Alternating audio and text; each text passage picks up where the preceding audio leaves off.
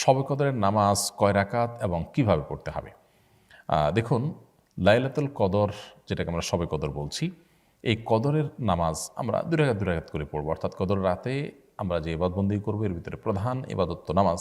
তো সেই নামাজটা 2 রাকাত 2 রাকাত করে পড়ব। হতে পারে সেটা যে কোনো ছোটো ছোটো সূরা দিয়ে কিংবা বড় কোনো সূরা দিয়ে। আপনার যদি বড় সূরা মুখস্থ থাকে তো বড় সূরা দিয়ে করলেন, ছোটো সূরা দিয়ে মুখস্থ হলে একটা সূরা কয়েকবার করে পড়লেন। তবে লক্ষ্য রাখতে হবে এই নামাজগুলো যেন অনেক লম্বা সময় ধরে হয়, ধীরস্থিরতার সাথে হয়। রুকু হবে অনেক দীর্ঘ, রুকু থেকে সুন্দর করে সোজা হয়ে উঠে টানটান হয়ে দাঁড়িয়ে অপেক্ষা করবেন একটু।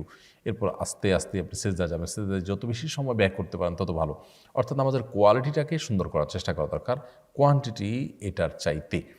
আমরা অনেকে এই জাতীয় সময়গুলোতে লাইলাতুল কদরে বা এই জাতীয় শবে বরাতে দেখা যায় যে আমরা হিউজ পরিমাণ নামাজ পড়ি, অথচ হুলস্থুল করে তাড়াহুড়ো করে দিই। এটার কোনো গুরুত্ব নেই, বরং গুরুত্ব হলো সুন্দরভাবে সালাত আদায় করা। সো লাইলাতুল কদরের নামাজের নিয়ম হলো 2 রাকাত 2 রাকাত করে পড়বেন। সলাতুল লাইলি ওয়ান নাহারি মাসনা মাসনা, নবী সাল্লাল্লাহু আলাইহি ওয়াসাল্লাম বলেছেন রাত এবং দিনের নামাজ 2 রাকাত 2 রাকাত করে পড়বেন। এই 2 রাকাত নামাজ যত সময় নিয়ে পড়তে পারেন ততই ভালো। 4 রাকাত পড়তে পারেন, 6 রাকাত পড়তে পারেন, 8 রাকাত পড়তে পারেন। যত রাকাত সংখ্যক আপনি পড়বেন, কিন্তু কোয়ালিটি যেন সে ঠিক থাকে, আস্তে আস্তে যেন পড়েন, সেটা খেয়াল রাখবেন। এ হলো লাইলাতুল কদর নামাজের নিয়ম। এখানে বিশেষ কোনো সূরা ঠিক করা নেই যে প্রথম রাকাতে অমুক সূরা এতবার, দ্বিতীয় রাকাতে অমুক সূরা ততবার। যে কোনো সূরা আপনি সূরা ফাতিহার পর মিলাতে পারবেন। অন্য 10টা নামাজের মতোই এখানে সব কিছুই ওপেন।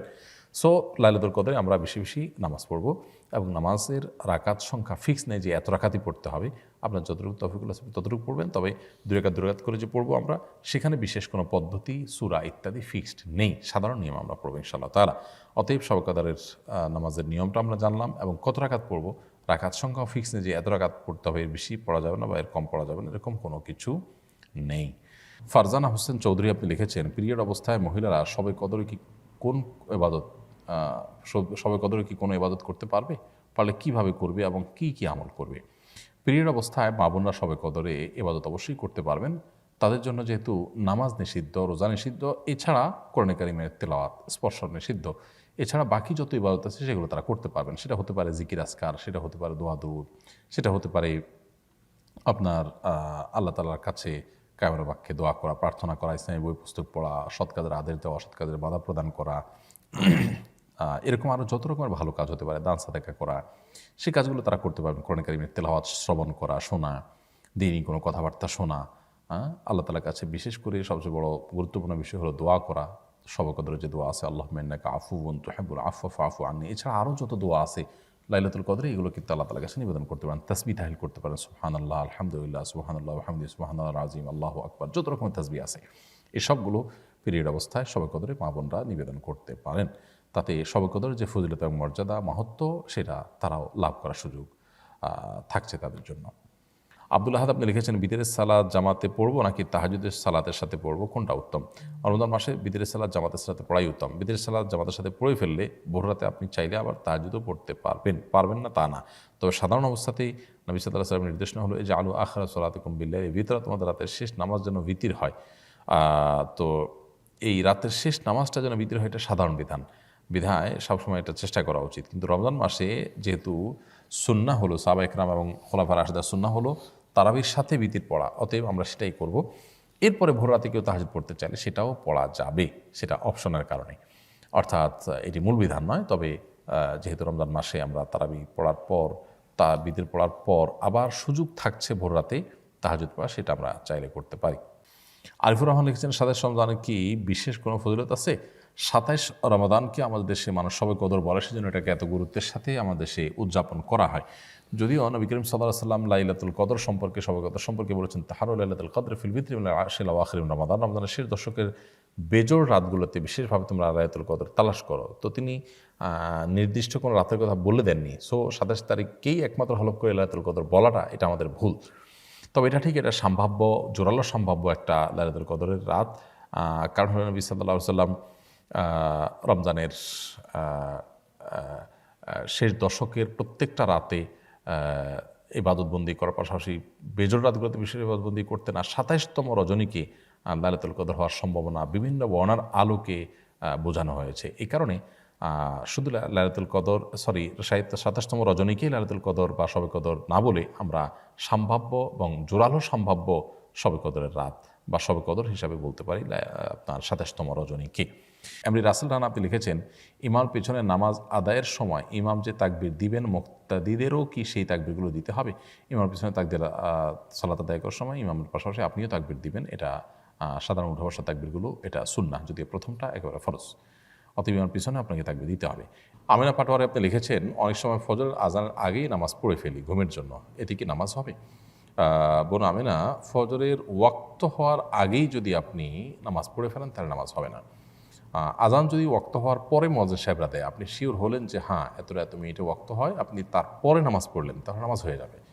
আর যদি যেই টাইমে নামাজ হওয়ার কথা ঠিক তার আগে নামাজ পড়েন, তাহলে সেক্ষেত্রে সেই নামাজ আপনাকে পুনরায় পড়তে হবে। কারণ আল্লাহ সুবহানাহু ওয়া তাআলা কোরআনে কারিমে বলেছেন, ইন্না সলাতা কানাত আলাল মুমিনিনা কিতাবাম মাওকুতা, নিশ্চয়ই সালাত ইমানদারদের জন্য নির্দিষ্ট সময়ে পড়াটাকে অপরিহার্য করা হয়েছে। সো সেই কাজটি আমাদের করতে হবে। এমডি এমন হুসাইন আপনি লিখেছেন, কিভাবে আল্লাহর পথে ফিরে আসতে পারি এবং আল্লাহর পথে নিজেকে ধরে রাখতে পারি? দেখুন, আল্লাহর দিকে ফিরে আসার জন্য দরকার হলো ঐকান্তিক প্রচেষ্টা, সিরিয়াসনেস, দিলের গভীর থেকে মানুষের সদিচ্ছা।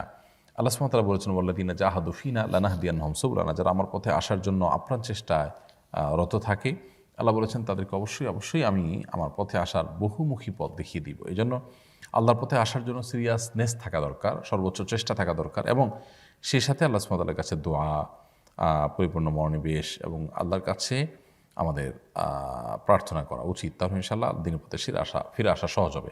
সেই সাথে দিনের পথে টিকে থাকার জন্য আমাদের প্রয়োজন হলো দিনদার মানুষদের একটা ভালো সার্কেল, একটা ভালো পরিবেশ, একটা ভালো বন্ডিং এবং সোসাইটি। এটা যদি আমরা মেনটেন করতে পারি তাহলে দিনের উপর টিকে থাকার তুলনামূলক সহজ হয়। সেই সাথে আল্লাহ তাআলার কাছে আমরা দোয়া করবো, আল্লাহুম্মা ইয়া মুকাল্লিবাল কুলুব, হে অন্তর পরিবর্তনকারী, সাব্বিত কলবি আলা দীনিকা ওয়া তাআতিকা, আপনার দ্বীনের উপর, আপনার আনুগত্যের উপর আমার অন্তরকে আপনি স্থির করে দিন, টিকিয়ে দিন, আমি যেন এটার উপর টিকে থাকতে পারি। সেজন্য আল্লাহ তার কাছে দোয়া করব। কোরআনের একটা আয়াত আছে, আমরা সেটা দোয়া করতে পারি, রব্বানা লা তুযিগ কুলুবানা বা'দা ইয হাদাইতানা ওয়া হাব লানা মিন লাদুনকা রাহমাহ ইন্নাকা আনতাল ওয়াহ্হাব। এই দোয়াগুলো আল্লাহ সুবহানাহু ওয়া তাআলার কাছে আমরা নিবেদন করতে থাকবো ইনশাআল্লাহ, দিনের উপর টিকে থাকার প্রয়োজনে। আল্লাহ আমাদেরকে তৌফিক দান করুন। এরপরে প্রশ্ন হলো, রমজানের শেষ দশকের গুরুত্বপূর্ণ দিনগুলো অতিবাহিত হচ্ছে, এই দিনগুলোতে আমাদের কী করা উচিত? রমজানের শেষ দশকের 5টি দিন অতিবাহিত হচ্ছে, আর সামান্য কয়েকটা দিন বাকি আছে। প্রিয় নবী সাল্লাল্লাহু আলাইহি ওয়াসাল্লাম রমজানের শেষের দিকে সেই ইবাদত বন্দেগীর পরিমাণ আরও বাড়িয়ে দিতেন। বিশেষ করে রমজানের শেষ দশকের প্রত্যেকটা দিন এবং প্রত্যেকটা রাত তার কাছে খুবই গুরুত্বপূর্ণ ছিল। কানা ইয়াজতাহিদু ফীহি মা লা ইয়াজতাহিদু ফী গায়রি, তিনি এই দশকে ইবাদত বন্দেগীর জন্য যত বেশি চেষ্টা এবং সাধনা করতেন, অন্য কোনো সময় ইবাদত বন্দেগীর জন্য এত সাধনা, এত চেষ্টা, এত পরিশ্রম তিনি করতেন না। এই জন্য একজন ইমানদার হিসাবে রমজানের শেষ দশকের অবশিষ্ট দিনগুলোতে আমাদের ইবাদত বন্দেগীতে অনেক বেশি নিমগ্ন থাকা উচিত। প্রিয় নবী সাল্লাল্লাহু আলাইহি ওয়াসাল্লাম রাত জুড়ে ইবাদত বন্দেগী করতেন, রাত জুড়ে জেগে থাকতেন রাত জুড়ে, এবং পরিবার লোকদেরকে জাগিয়ে তুলতেন, রমজানের শেষ দশকে ইতিকাফ করতেন, এবং তিনি এই দশকে যে পরিমাণ ইবাদত করতেন তার জীবনে অন্য কোনো সময় করতেন না। তো প্রিয় নবী সাল্লাল্লাহু আলাইহি ওয়াসাল্লামের এই আমলটা আমাদের মধ্যে থাকা উচিত। বিধায় অবশিষ্ট সময়গুলোকে আমাদের কাজে লাগানো দরকার। ঈদের কেনাকাটা কিংবা গ্রামে যাওয়ার ব্যস্ততা যেন আমাদের রমজানের শেষ মুহূর্তের ইবাদত বন্দেগী থেকে আমাদেরকে দূরে সরিয়ে না দেয়। আমরা অনেকেই খুব দুর্ভাগ্যজনকভাবে রমজানের শেষের দিনগুলোকে আমরা নষ্ট করে ফেলি, অথচ এই দিনগুলোর গুরুত্ব আরও বেশি এবং মর্যাদা আরও অনেক বেশি। লাইলাতুল কদর এই দশকের মধ্যেই রয়েছে। সো এই দশককে আমরা সর্বোচ্চ ইবাদতের মধ্যে কাটাবার চেষ্টা করি। আল্লাহ আমাদের সবাইকে সেই তৌফিক দান করুন। আস-সুন্নাহ ফাউন্ডেশন, উম্মার স্বার্থে সুন্নাহর সাথে।